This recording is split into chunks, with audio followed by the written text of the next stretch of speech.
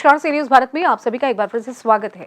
Maharashtra bulletin में इस bulletin में शुरुआत होगी जालना जिले में, जहां बढ़ते कृषि विवादों के पीछे गांव की राजनीति जिम्मेदार है, जिससे कई जाने गई और युवाओं का भविष्य खतरे में पड़ रहा है।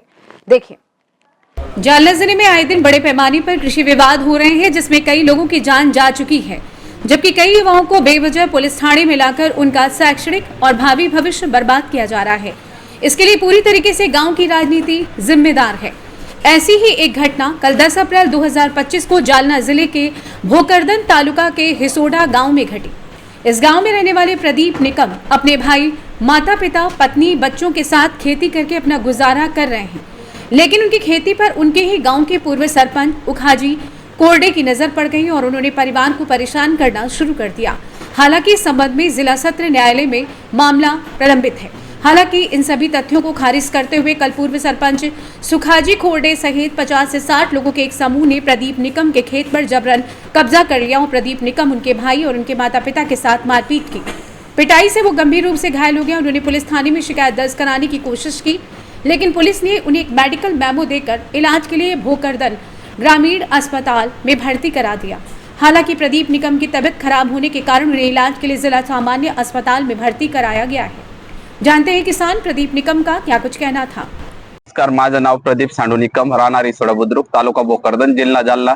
मी हिसोडा गावातला रहिवासी असून माझ्या शेत जमिनीचा माझ्या वडिलांनी जिल्हा सत्र न्यायालयामध्ये दावा दाखल केलेला आहे। दावा प्रलंबित असताना गावगुंड वाल्मिक कराड सारखा एक मोठा गुंड स्वरूपाचा माणूस उखाजी पाटील कोरडे यांनी दावा प्रलंबित असताना जमिनीची खरेदी खत करून घेतले व पैशाच्या जोरावर फेरफार अडवला असताना सुद्धा 15 दिवसात कलेक्टर, जिल्हा तहसीलदार सगळ्यांना निवेदन देऊन त्यांनी दावा प्रलंबित असताना फेर करून आणला, मंडळाधिकाऱ्याशी संगोमत करून पैसे देऊन। असे असताना सुद्धा मी त्याला तो माझ्या शेतामध्ये काल आला। त्यांनी काल माझ्या शेतामध्ये हरभऱ्याचा भुसा होता, त्या भुसाला आग लावून दिली व ट्रॅक्टर घेऊन आला। त्या ट्रॅक्टर सोबत गावातील जवळपास 80-90 भाऊबंद होते। भाऊबंद असताना सुद्धा त्यांनी बाहेरील गावील ट्रॅक्टर आणला। बाहेर गावील ट्रॅक्टर सोबत त्यांनी 20-25 गुंड आणले। त्यांच्या हातामध्ये कोराडीचे, पावड्याचे दांडे होते। पावड्याचे दांडे असताना त्यांनी आम्हाला अनुष मारहाण केली व जमिनीत म्हणजे त्याच्या असा ताबा टाकला की मी गुंड स्वरूपाचा वृत्तीचा माणूस आहे, मी काय तुम्हाला दाखवून देतो। मी म्हणलं त्याला की तू पोलीस स्वरूपात हे आण, वॉस्टी आण आणि तुझी जमीन घे। न्याय जर कधी कोर्टाने तुझ्या विचार दिला तर तुला मी जमीन देऊन टाकेन, किंवा माझ्या विरोधात मला दावा जमीन दिली तर तू सोडून देशील का। तो असा विशिष्ट धमक्या देऊ लागला, शिवेगाळ करू लागला, माझ्या आईला वडताड केली। माझ्याजवळ पूर्ण व्हिडिओ आहे, त्याच्या हातामध्ये काठ्या आहे, दांडे कुराडीचे, सगळं असताना सुद्धा तो पोलीस स्टेशनला, म्हणजे त्याचं वजन जास्त असताना, राजकीय वजन जास्त असताना तो तेवढंच नाही, त्यानं तिथल्या स्प्राईटच्या बाटल्या व दारू आणून सर्व लोकांना तिथे दारूच्या नशेमध्ये दंग करून आमच्यावर दंगल घडवण्याचा प्रयत्न केला व बोलला की यांना ट्रॅक्टर खाली मारून टाक, 1-2 कोटी रुपये भरून देऊ, तेवढं काही टेन्शन घेऊ नका। सर्व लोक धावून अंगावर धावून आले व आम्हाला अनुष मारहाण केली। महाराष्ट्र जालना से सी न्यूज संवाददाता योगेश काकफरी की रिपोर्ट। आगे बात करेंगे, महाराष्ट्र में 10 अप्रैल को अमरधाम क्षेत्र से क्राइम ब्रांच यूनिट 2 ने चोरी की 2 मोटरसाइकिलों के साथ 2 आरोपियों को गिरफ्तार कर लिया है और मामला सरकार वाडा पुलिस स्टेशन को सौंपा है। क्या है पूरा मामला, देखिए इस रिपोर्ट में। 10 अप्रैल की दोपहर 3 बजे पुलिस द्वारा की गई अतिरिक्त जानकारी के अनुसार जब क्राइम ब्रांच यूनिट 2 के अधिकारी और कर्मचारी अमरधाम के पास गश्त कर रहे थे, तब क्राइम ब्रांच यूनिट 2 के पुलिस कांस्टेबल नंद कुमार नंदुड़कर और चंद्रकांत गवली को मिली गोपनीय जानकारी के अनुसार मोटरसाइकिल चोरी करने वाले सराय के आरोपी अनिकेत उर्फ सनी नंदराज अहिरे और उनका एक साथी चोरी की मोटरसाइकिल के साथ अमरधाम क्षेत्र में घूम रहे हैं। तदनुसार जाल बिछाकर दोनों को दत्त मंदिर चौक से गिरफ्तार कर लिया गया। उनके कब्जे से 2 चोरी की मोटरसाइकिलें भी जब्त की गई हैं। मामले को आगे की जांच के लिए सरकार वाडा पुलिस स्टेशन को सौंप भी दिया गया है। ये कार क्राइम ब्रांच यूनिट 2 के सहायक पुलिस निरीक्षक हेमंत तोडकर, पुलिस उप निरीक्षक यशवंत बेनकुली, सहायक पुलिस उप निरीक्षक गुलाब सोनार, पुलिस कांस्टेबल नंद कुमार नंदुड़कर, चंद्रकांत गवली, विजय वरंडल, प्रवीण बानखेड़े, तेजस मते, सुनील खैरनार आदि ने अपने वरिष्ठों के मार्गदर्शन में सफलतापूर्वक अंजाम दिया है। महाराष्ट्र से सी न्यूज संवाददाता परसन की रिपोर्ट। ले चलेंगे नासिक, जहां वडनेर भैरव में राष्ट्रीय एकता का प्रतीक काल भैरवनाथ महाराज की रथ यात्रा हर्षोल्लास से शुरू हुई, जिसमें श्रद्धालुओं ने आस्था के साथ भाग लिया। देखिए रिपोर्ट। हजारों श्रद्धालुओं की मनोकामनाएं पूर्ण होने पर महिलाओं ने माथा टेका तथा पुरुषों ने दंडवत प्रणाम किया। भगवान के प्रथम पूजक चौधरी पटेल और भालेराव परिवार पारित समुदाय की महिलाएं विवाह गीत गाकर देवताओं का अभिषेक करने की रस्म निभाती हैं।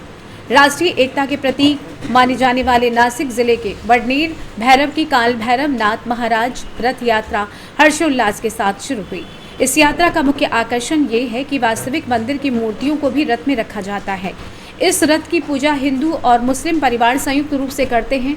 रथ को सबसे पहले एक मुस्लिम पटेल परिवार के बैलों की जोड़ी द्वारा खींचने का सम्मान दिया जाता है। फिर गांव के अन्य परिवारों से बैल की जोड़ी लगाई जाती है।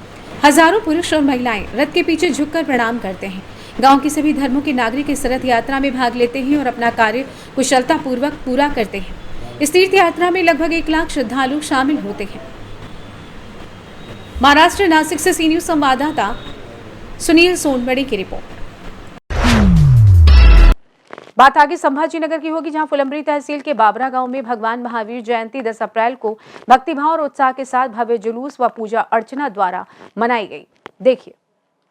फुलंब्री तहसील के बाबरा में जैन धर्म के 24वें तीर्थकर भगवान महावीर की जयंती गुरुवार को बड़े हर्ष और उल्लास के साथ मनाई गई। गणमान्य व्यक्तियों द्वारा भगवान महावीर की छवि पर माल्यार्पण एवं पूजा अर्चना की गई।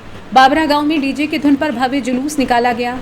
इस अवसर पर भगवान महावीर के अनुयायी एवं पूर्व जिला परिषद सदस्य जितेंद्र जायसवाल, विठल राव पाथरे, ग्राम पंचायत सदस्य डॉक्टर अंबादास काथार, प्रभाकर बाग, धनंजय महाजन, शिवाजी मैन, राजेंद्र चौहान, गणेश गोसावी, अनिल गोसावी, कैलाश गोसावी, शरद गोसावी, विशाल गोसावी, संजय गोसावी सहित बड़ी संख्या में बाबरा ग्रामवासी महिला सदस्य मौजूद थे। गुरुवार को फुलंब्री तहसील के बाबरा में जैन धर्म के 24वें तीर्थकर भगवान महावीर की भव्य शोभा यात्रा निकाली गई। महाराष्ट्र छत्रपति संभाजीनगर से सी न्यूज संवाददाता राधेश्याम हिवाले की रिपोर्ट। बात फिर से संभाजीनगर की होगी, जहां विधायक प्रदीप जायसवाल के होटल एंड सरोवर में गुरुवार रात लगी भीषण आग से लाखों का नुकसान हुआ, लेकिन कोई जनहानि नहीं हुई। देखिए रिपोर्ट विस्तार से। हाईवे किनारे स्थित विधायक प्रदीप जायसवाल के होटल एंड सरोवर में गुरुवार रात करीब 8 बजे भीषण आग लगने से लाखों रुपए का सामान जलकर राख हो गया। सौभाग्य से इस घटना में कोई जनहानि नहीं हुई। 8 दमकल गाड़ियों और 10 से 12 टैंकरों की मदद से 1 घंटे के अंदर आग पर काबू पा लिया गया। शिवसेना के विधायक प्रदीप जायसवाल के पास सोलापुर धुले राजमार्ग पर 30 गांव के पास 6 मंजिला लग्जरी होटल ग्रैंड सरोवर है। इस होटल में 64 कमरे हैं। हालांकि प्रारंभिक अनुमान ये थी कि आग गुरुवार रात शॉर्ट सर्किट के कारण लगी थी, लेकिन आग लगने का सही कारण पता नहीं चल सका। होटल मालिक ने बताया कि आग लगते ही होटल के ग्राहक और कर्मचारी तुरंत बाहर आ गए, इससे जानमाल का नुकसान होने से बच गया।